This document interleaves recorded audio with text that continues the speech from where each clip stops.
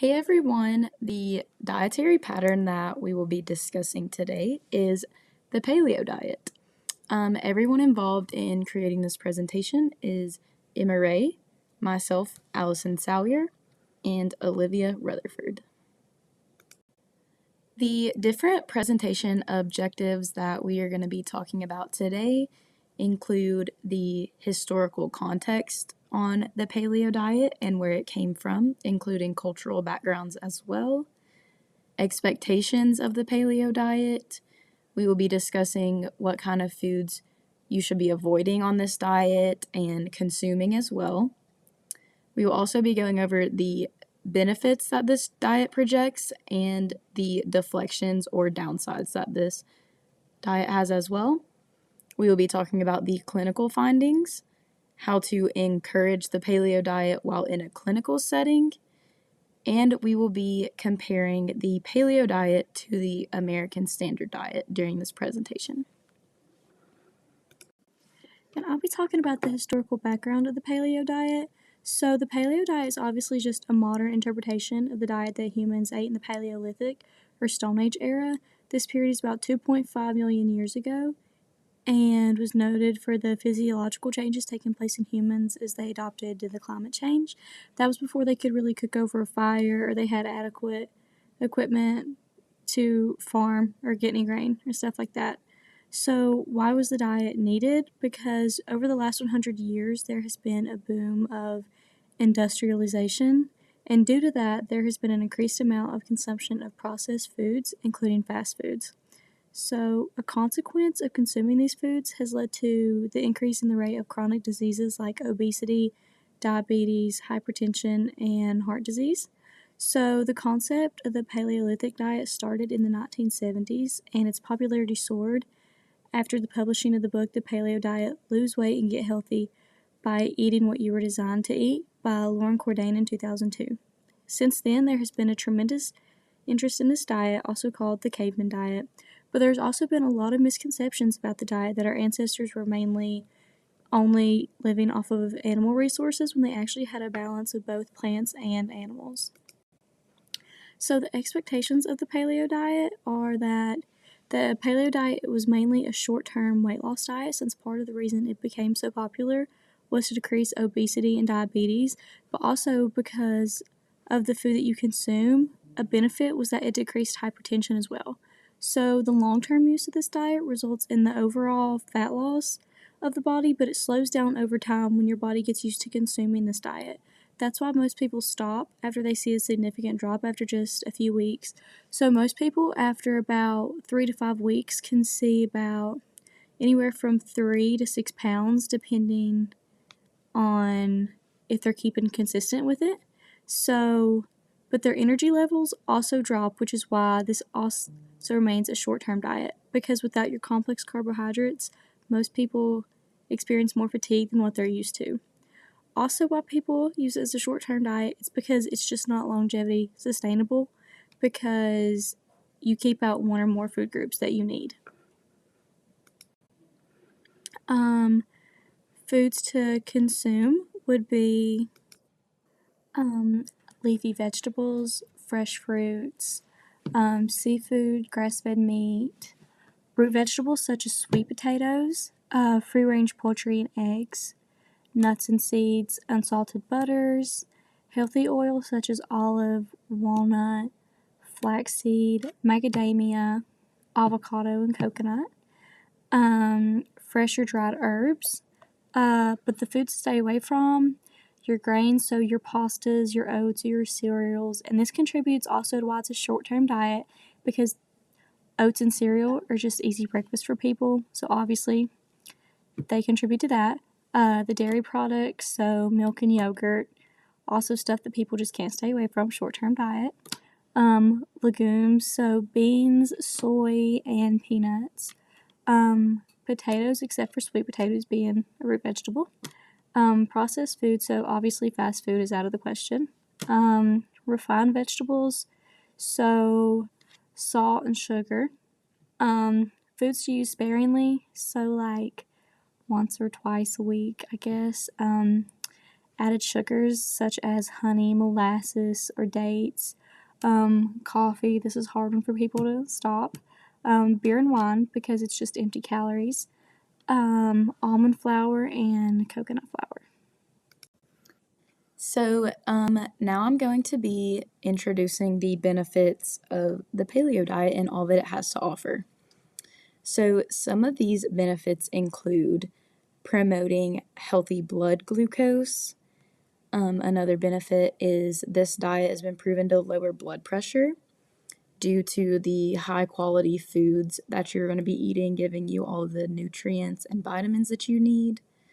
This diet also improves cholesterol balance, which kind of goes hand in hand with that. And then, like I said earlier, you're going to be consuming less processed meats. So you're going to be eating the best quality food possible and the freshest food. No preservatives are going to be added, no sugars, anything like that. People on this diet have an easier time managing their weight, including reducing their waist circumference. This also is helped by not eating as much sodium and processed foods as well. There's no convenience foods in the paleo diet, no fast food.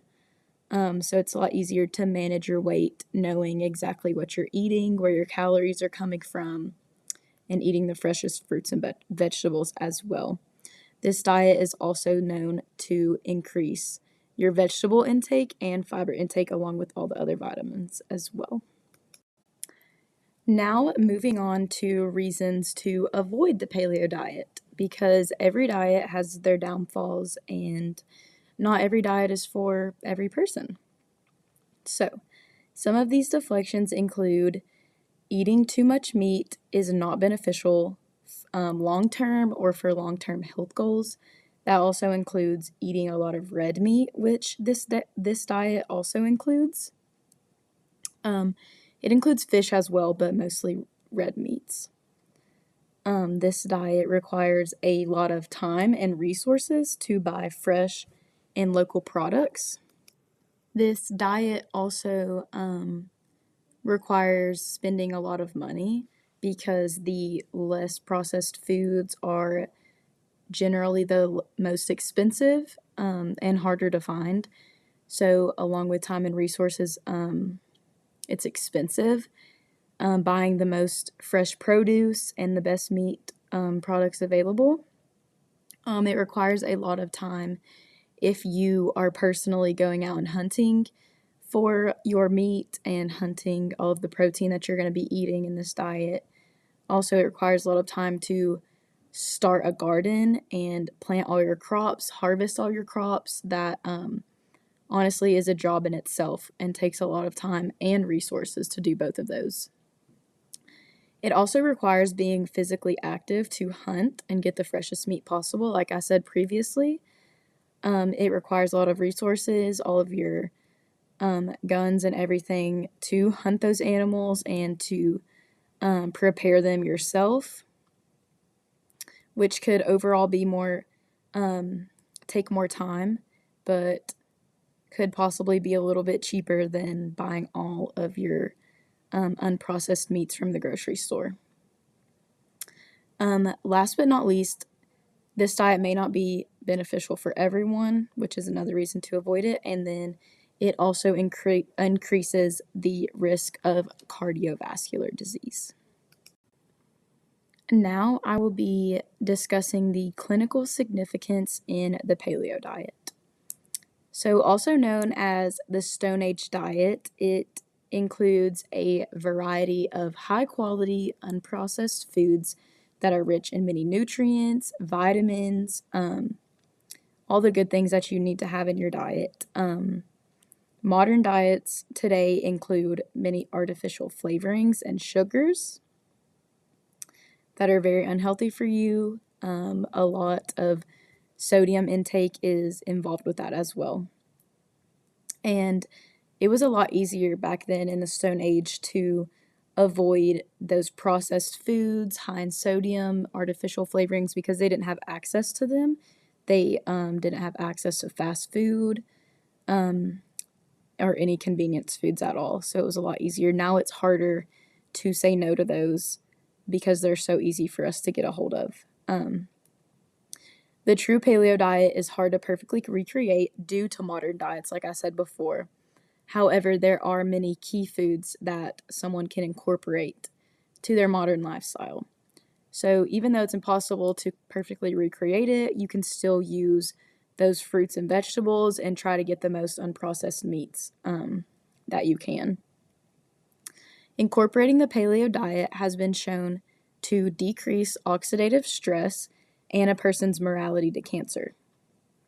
Now, this diet has also shown evidence to be a supplement for management in patients with inflammatory bowel disease and other inflammatory diseases. Also, last but not least, the diet eaten by our ancestors had a major impact on our genetic evolution. Today, we also see an increase in undernutrition or malnourishment and overnutrition or obesity. That is also due to we see a lot of malnourishment because our foods that we're eating aren't good for our bodies and don't have all of the proper nutrients needed to live a healthy lifestyle. Because of our convenience foods, they're not meeting all of our goals, all of that type of stuff, or just simply not having the resources to eat 3 meals a day. There are so many different things that go into that. And we also see an increase in overnutrition also due to those convenience foods, fast foods, and all of that in our modern diets today. So I am talking about how to encourage the paleo diet while in a clinical setting. Healthcare workers play a crucial role in helping patients adopt healthier lifestyles by understanding their needs, providing resources and support, and encouraging positive change. Offering education, tools, and specialist referrals while proving support will help overall well-being. So now I'm going to compare the paleo diet to the standard American diet. Empty calories make up a sizable amount of the American diet. 1/3 of the calories consumed by Americans contains junk food, sweets, alcoholic beverages, and salty snacks. Obesity, diabetes, and other chronic diseases are frequently linked with these foods. Whole unprocessed foods eaten before the agricultural revolution are the focus of the paleo diet. Lean meats, poultry, fish, fresh produce, fruits, eggs, nuts, seeds, and natural food additives are all a part of this diet. Grain, beans, dairy, soy, and unprocessed foods are not included. And these are all of our references that were used to put this entire project together.